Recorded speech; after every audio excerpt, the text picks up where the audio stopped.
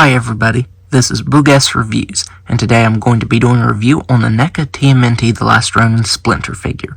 So before we take a look at Splinter, let's go ahead and take a look at all of Splinter's accessories. So first up, he comes with a set of open hands. I think these look decent. They have some decent paint detail to the wrappings here, but the paint is chipping off of them like crazy. You can see it on my fingers already. When I'm switching these hands out, the paint is just flaking away. You can see all the paint there on my fingers. And these joints, let me get this in focus here.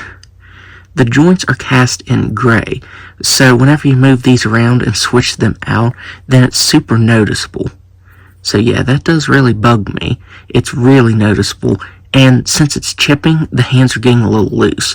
The paint on the pegs here kept the hands tight, so with the paint chipping off, they've become a little loose. So that's pretty unfortunate. Up next, he comes with a set of fisted hands, and you can see all of the paint flakes that's on this figure from just switching the hands out. Up next, he comes with a set of tighter gripping accessory holding hands for holding the sword, and the sword itself looks really good. The gold and silver looks very nice, and you get a wash over top of the handle right there. That looks really good. My only complaint is that you can't actually get him holding it in both hands. I wanted to do a picture of him for the thumbnail holding the sword in both hands. But yeah, the articulation isn't good enough to actually get him holding that sword in both hands. Up next, he comes with another set of accessory holding hands, and I assume they're for holding the sheath right here, because they're almost identical to the other accessory holding hands. I just put the sheath in this hand, that way it can be stretched out and I don't have to worry about stretching out those sword holding hands. So you can do that if you want to. Of course, the sword fits very nicely in the sheath right there. If you use one of the smaller gripping hands and one of these extras for holding the sheath, that's a pretty awesome pose. Up next, he comes with an alternate accessory holding the left hand for holding the walking stick here. And this looks really good. It actually looks pretty realistic. The wood grain sculpted in and that subtle dark brown wash to it brings the details out very nicely. That looks pretty awesome. And finally, he comes with an alternate set of lower arms. And I have to say, I'm not really happy with the way these look. I feel like the paint on the bandages are haphazardly put on. I did forget to mention that the main difference on these lower arms is the robe right here is tattered instead of perfect like on the previous arms. But yeah, I just feel like the paint isn't that good on them. You can see a bunch of gray splotches right here on the right side. The hands are extremely loose, like they just come off with no resistance whatsoever. They're just really loose, and so are the arms. Whenever you go to bend the... That's nice. I was going to say when you go to bend the arms in, then they're loose. But yeah, this one just broke off here. So let's see here. Yeah, that's going to have to be glued back in. That's probably an easy fix, but it does suck that that broke. So yeah, it broke, and this one is of course leaving a bunch of shavings on my hand. My review station is covered in white paint shavings from where it's flaking off right there. So yeah, I think it's cool that they did include these as an accessory, but they're too loose, and this one just broke on camera, so that sucks. So now let's go ahead and take a look at the head sculpt on Splinter. So taking a look at this head sculpt, I think NECA did a really good job on this. I love the sculpt of the fur. I like how you get some little black lines painted there on the fur and outlining the ears right here. That looks really good. You even get sculpted scars going down his nose or snout right here, and then above the eyebrow right here on the right side. They're actually sculpted down in. I think they also have some black paint to them, and the outside has some light brown paint to it. So that looks really good. Of course, you also get the, I don't know if you consider these his mustache, but they're little pieces, they're pretty soft. This is just a really good looking head sculpt. The one weird thing is mine has this white paint right here. I thought maybe it was supposed to be variation, but it's just right here. And then on this side, it has some white paint underneath the eyebrow and back here on the back of the head. So yeah, that's pretty weird that there's some white paint right there. So taking a look at the rest of the figure, I think the robe is sculpted very nicely. I like how it has this, I think it's a black wash over top of the yellow part right here, bringing the detailing out and that texturing very nicely. You get some black paint over top of the wrinkles, that looks really good.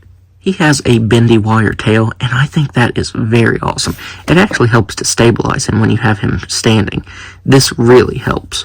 It not only is it on a hinge, but it has bendy wire, and that works very well. And it has some black paint in between the ridges here on his tail. That looks really good. NECA did a very awesome job on that. Though the way it's sculpted is supposed to be out like that. But like I said, I keep it down like this, that way I can stabilize him on his feet. As I said, I feel like the paint on the wrappings on the hands and arms right here is a little haphazardly put on. I think it has both white and gray tones painted over top of it, but the gray is just too much. I feel like it's, like right here, you can see how much they concentrated the gray. And then right here, there's a bunch of gray here as well. So yeah, I do appreciate them putting a wash over top of it, but I feel like they overdone it a little bit. It's not quite as bad on this right side, but on this left side, that gray is just way too much right there. One thing that I did appreciate was NECA actually made a cutout right here where you're going to be bending the knees. And I really thought this would help the articulation, but it really doesn't. The articulation is still pretty hindered despite having this big cutout right here for the joint, that way you can bend it. He has some really nice sculpt detail to the fur down here on the legs. You can see some black outlining his toenails right there. And just like with the wrappings on his hands, I feel like they went overboard with the wash on the wrappings down here as well. And on mine's right side, you can see that the peg isn't all the way in. I tried shoving that peg all the way in just with my hand, but I'm pretty sure I'm going to have to heat it up because it just does not want to go in. And it kind of throws his balance off a little bit. I mean, with the tail, you can get him to stand, but he's always kind of leaning this way because of how far out this peg is. It's weird that it's not popping off when I'm moving it around. That is very strange. So now, let's go ahead and go over his articulation. So he has a ball-jointed head that can look up just a little bit. He can look down just a little bit. He can move his head side to side. He has shoulders that can move all the way out. Double-jointed elbows that can bend in that far. If you try to move it any more, you are going to pop these lower arm pieces off right here. He has a hinge on these smaller accessory holding hands for the sword that can move up and down and side to side. And on the rest of the hands, you get your regular swivel that moves up and down and side to side. He has a ball-jointed diaphragm that can move back very slightly. Can't move forward at all. The side-to-side motion is even pretty hindered. He has a hinge on the tail that can move up and down and spin all the way around. He has ball-jointed hips that can do a complete split. He can kick forward just a little bit. You can hear that joint's making a bit of a noise. It feels kind of tight. He can kick back all the way. Pretty nice thigh swivel. Single jointed knees that are still pretty hindered. Like I said, despite having that cutout right there, the articulation is still very hindered. He has a swivel with the ankle that can move all the way in, all the way down, and side to side very slightly, and toe articulation that can move up and down very slightly. It almost feels like there's some side to side movement to it, but it also feels like it's going to break, so I don't know if it's just there and it's tight, or that's not actually meant to move side to side. So yeah, I'm pretty let down by the articulation. As I said, he doesn't even have enough articulation to get this sword in both hands if you want to. So now let's go ahead and do some size comparisons. So first up, here he is next to Leonardo. Here he is next to Donatello, which, if you know the scene that I'm talking about, is one of the most traumatizing scenes with them together in The Last Ronin. Here he is next to Raphael. Here he is next to Michelangelo. Here he is next to Karai. Here he is next to the Footbot. And finally, there he is next to the Last Ronin himself. So overall, I was really looking forward to getting this figure, but now that I have it in hand, I have to say I'm pretty disappointed by it.